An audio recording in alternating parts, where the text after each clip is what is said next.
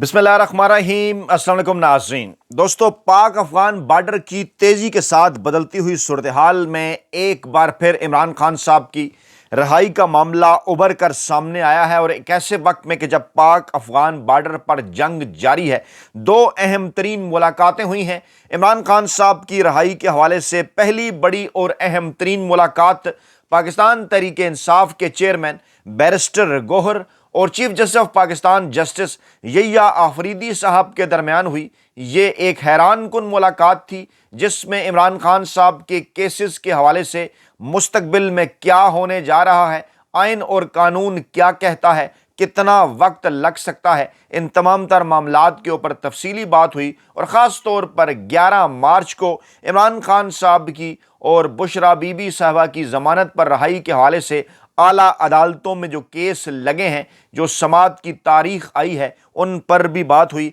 इसकी तफसीलात रखेंगे आपके सामने। दूसरी बड़ी डेवलपमेंट हुकूमत की जानिब से, यानी कि नवाज शरीफ साहब की जानिब से, एक तरह से ये कहा जा सकता है राना सनाउल्लाह साहब जो कि मियाँ नवाज शरीफ साहब के नुमाइंदे हैं, उन्होंने कौमी असम्बली में इमरान खान साहब के नुमाइंदे यानी इमरान खान साहब की जानिब से नामज़द किए गए अपोजिशन लीडर महमूद खान अचकज़ई से मुलाकात की। ये भी एक बड़ी डेवलपमेंट है। इसकी जो तफसीलात हैं वो भी खासी दिलचस्प और हंगामा खेज़ है। ये भी जनाब आपके सामने रखेंगे। इसके साथ साथ पाकिस्तान के चुंतखब वज़ीर-ए-आज़म शहबाज शरीफ बज़ाहिर पाक अफगान जंग के माहौल में और इन्हीं मामलात के ऊपर अपडेट लेने के लिए पाकिस्तानी इस्टेब्लिशमेंट के हेडक्वार्टर GHQ पहुँचे। लेकिन इत्तलात ये भी हैं कि जहाँ उनका ये जो GHQ का दौरा है वो जहाँ पर पाक अफगान जंग के साथ जुड़ा है, वहीं इस अहम तरीन दौरे में जो मौजूदा सियासी सूरत हाल है पाकिस्तान की, ख़ास तौर पर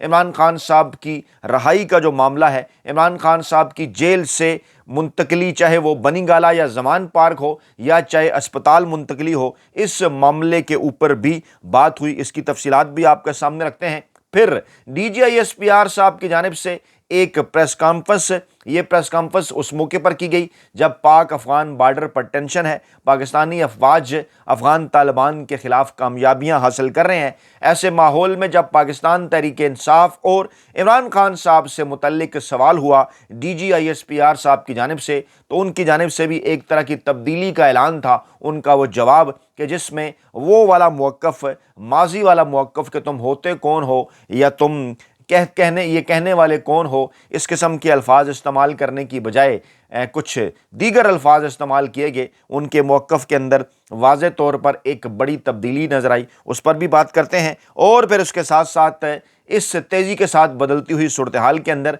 जो अफ़गान बॉर्डर के ऊपर चल रही है, जो पाकिस्तान के अंदर सियासी सूरत हाल चल रही है, इसमें बरतानिया, अमेरिका, सऊदी अरब, तुर्की और ईरान का किरदार इंतहाई अहम हो गया। ईरान की जानिब से पाकिस्तान और अफ़गानिस्तान के दरमियान सालसी करने की पेशकश कर दी गई और इसी तरह से तुर्की और सऊदी अरब को इसहाक डार साहब की जानिब से एतमाद में लिया गया कि इस वक्त पाकिस्तानी बॉर्डर्स की, पाक अफगान बॉर्डर की क्या सूरत हाल है। अमेरिका जाना है पाकिस्तान की अहम तरीन अस्करी शख्सियत ने मार्च के महीने में। मामला है गज़ा बोर्ड ऑफ पीस का, मामला है इसराइल का, फ़लस्तीन का, वहाँ पर पाकिस्तानी अफवाज को भिजवाने का, हमास को गैर मुसल्लह करने का, पाकिस्तानी फ़ौज का इसमें क्या किरदार होगा, ये तमाम तर चीज़ें डिस्कस होने जा रही हैं इस बड़ी मुलाकात के अंदर। एक ऐसे माहौल में कि जब अमरीकी ऐवान नुमाइंदगान के अंदर खारजा अमूर और दिफाई अमूर की कमेटियों के अंदर वो बिल पड़ा है जिसे पाकिस्तान डेमोक्रेसी एक्ट कहा जाता है,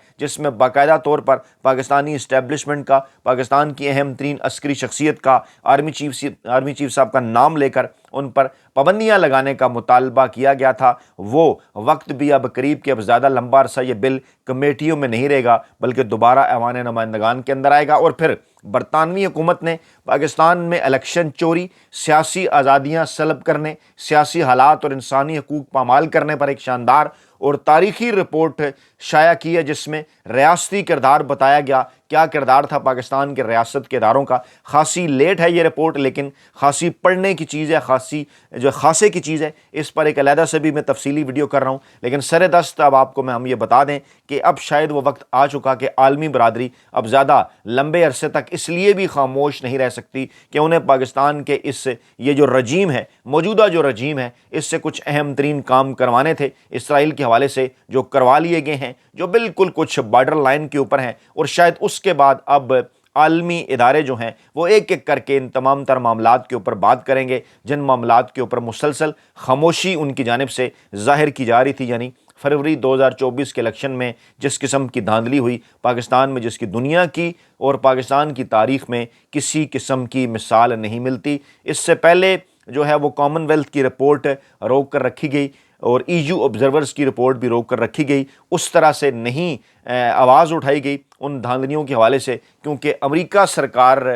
کے کہنے کے اوپر برطانوی سرکار عمل کرتی ہے اور وہی کام برطانوی حکومت کیا کرتی ہے جو کہ امریکہ کے احکامات ہوتے ہیں، اور کیونکہ امریکی انتظامیہ نے پاکستان سے کچھ اہم ترین کام لینے تھے اسرائیل فلسطین غزہ بورڈ آف پیس کے معاملے پر، اس لیے ان معاملات کے اوپر بظاہر خاموشی تھی، لیکن اب شاید زیادہ لمبا عرصہ یہ خاموشی نہ اختیار کی جا سکے۔ اس کے ساتھ ساتھ برطانوی نمائندگان کے اندر جو کچھ ہوا وہ اس پر ہم نے ایک ویڈیو کی تھی چند دن پہلے، اس میں کچھ تفصیلات آپ کے سامنے رکھی تھیں کہ کیسے وہاں پر برطانیہ کے ایوان نمائندگان کے اندر بھی عمران خان صاحب کی صحت کے حوالے سے جس قسم کا جو میڈیکل ٹریٹمنٹ جس قسم کا عمران خان صاحب کو دیا جا رہا ہے، اس حوالے سے کیوں عمران خان صاحب کو جیل سے اسپتال منتقل نہیں کیا جا رہا، اس کے اوپر بھی برطانوی نمائندگان کے اندر تفصیلی بات ہوئی۔ عمران خان صاحب کے صاحبزادوں نے انٹرنیشنل میڈیا کو جو انٹرویو دیا وہ بھی ایک بڑا بمباسٹک انٹرویو تھا۔ انٹرنیشنل میڈیا، پوری دنیا کا بین الاقوامی میڈیا اس کو رپورٹ کر رہا ہے، ایک بین الاقوامی پریشر بار بار بنتا نظر آ رہا ہے پاکستان کی اس چنتخب حکومت کے اوپر، اور ایک ایسے وقت کے اندر کہ جب پاک افغان بارڈر کا معاملہ گرم ہو گیا، لوگ یہ سوالات اٹھاتے ہوئے نظر آ رہے ہیں کہ کیا یہ محض اتفاق ہے کہ جب جنرل ایوب خان صاحب کے دور میں، جی ہاں یہ بات ہو رہی ہے 50s کی، کہ جب امریکہ نے روس کے خلاف سرد جنگ لڑنی تھی، اس سے پہلے پاکستان میں مارشل لا آ جاتا ہے، کیا یہ محض اتفاق ہے؟ کیا یہ محض اتفاق ہے کہ جب امریکہ نے افغانستان میں روس کے خلاف جنگ لڑنی تھی تو اس سے پہلے پاکستان میں جنرل ضیاء الحق کا مارشل لا آ جاتا ہے؟ اور کیا یہ محض اتفاق ہے کہ جب امریکہ نے افغانستان پر حملہ کرنا تھا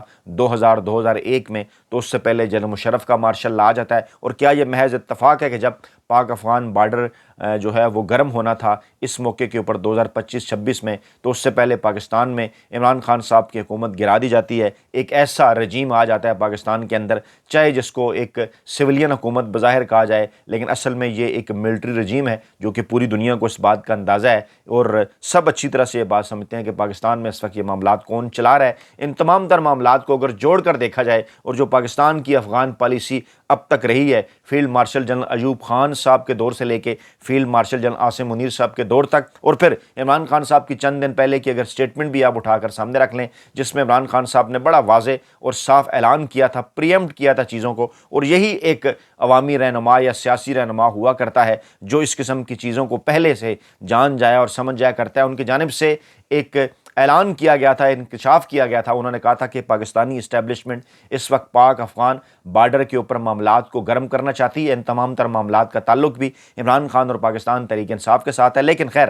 جب پوچھا گیا آج کی DGISPR صاحب کی پریس کانفرنس میں سوال کہ کیا PTI حکومت کو، کیا KP کی حکومت کو اس حوالے سے اعتماد میں لیا گیا تھا، تو کہا گیا کہ دہشت گردی کے خلاف جنگ میں پاکستانی قوم ایک ہے۔ پھر سہیل خان افریدی صاحب کا بھی بیان آ گیا، بیرسٹر گور صاحب کا بھی بیان آ گیا کہ جناب دہشت گردوں کے خلاف اور اس طرح سے پاکستان کے اوپر اگر کسی نے حملہ کیا تو اس کا جو ہے وہ بھرپور جواب دیا جائے گا۔ یہ تمام باتیں بظاہر کاغذی سطح پر، کتابی سطح پر بڑی زبردست اور اچھی معلوم ہوتی ہیں، لیکن صورتحال یہ ہے کہ جو بھی اس جنگ کے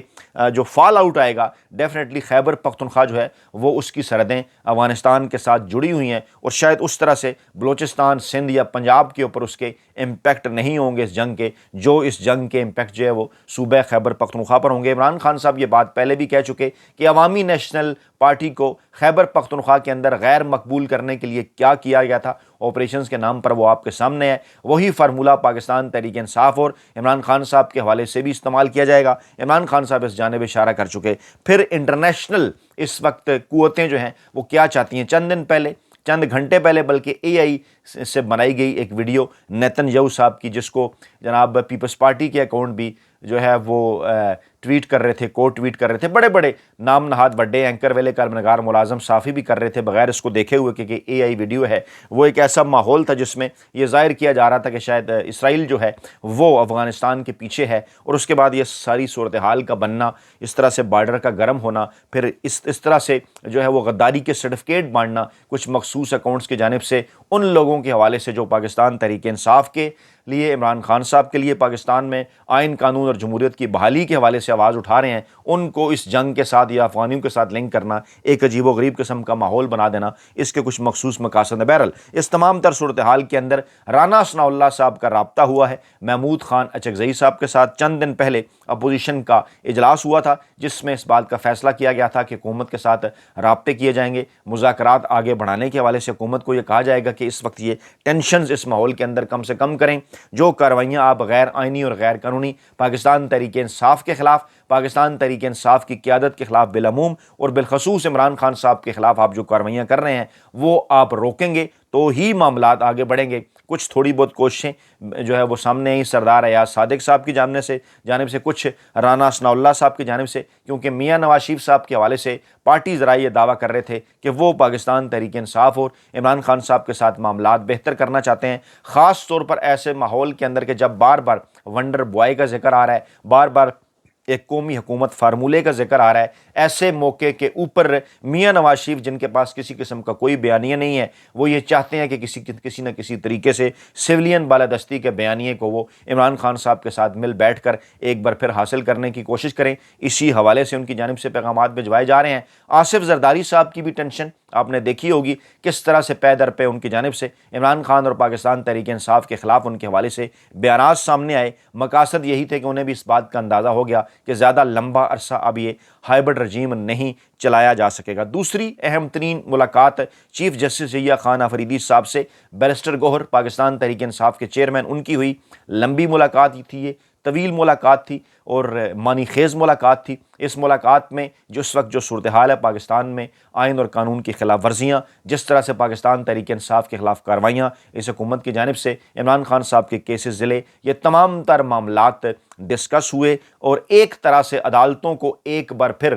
بالکل اسی طرح سے استعمال کرنے کی کوشش ہے۔ عدالتوں کے ذریعے پیغام رسانی ہے پاکستان تحریک انصاف کو، اسٹیبلشمنٹ کی جانب سے اشارے ہیں پاکستان تحریک انصاف کو۔ ایک دن کے اندر ہونے والی یہ دو اہم ترین ملاقاتیں ایک بالواسطہ پیغام عمران خان صاحب کو کہ اگر آپ کچھ معاملات کے اوپر اسٹیبلشمنٹ کی سپورٹ یا کم از کم خاموشی اختیار کر لیں اس موقع کے اوپر، تو آپ کو ایک ریلیف مل سکتا ہے جو آگے چل کر آپ کے لیے سیاسی سپیس پیدا کر سکتا ہے۔ مارچ کا مہینہ اس حوالے سے انتہائی اہم قرار دیا جا رہا ہے۔ 11 مارچ کو 190 ملین پاؤنڈ نام نہاد 190 ملین پاؤنڈ کیس سے عمران خان صاحب اور بشرا بی بی صاحبہ کی ضمانتوں کی درخواستوں پر سماعت کی تاریخ مقرر کی گئی۔ خاصے طویل انتظار کے بعد وہ معاملہ بھی اس کے اندر ڈسکس ہوا۔ پھر اطلاعات یہ ہیں کہ ایران، ترکی اور سعودی عرب ان کی جانب سے ایک بار پھر نہ صرف پاک افغان بارڈر کی ٹینشن کے معاملے کے اوپر بلکہ پاکستان تحریک انصاف اور موجودہ حکومت کے درمیان ثالثی کرانے کے حوالے سے بھی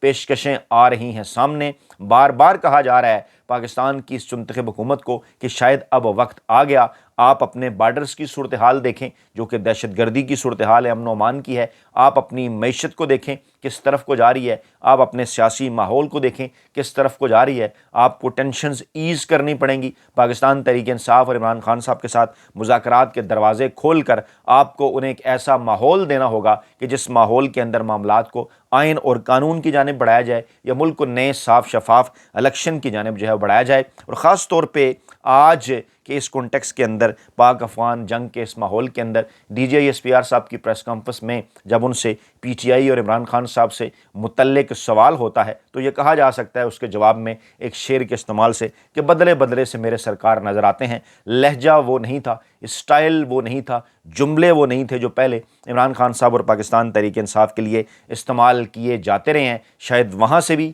یہی اشارہ ہے۔ اور چند دن پہلے کچھ یوٹیوبرز کو بھی بلا کر ان کو جو بریفنگ دی گئی تھی اس میں یہی کہا گیا تھا کہ جناب ہماری جانب سے تو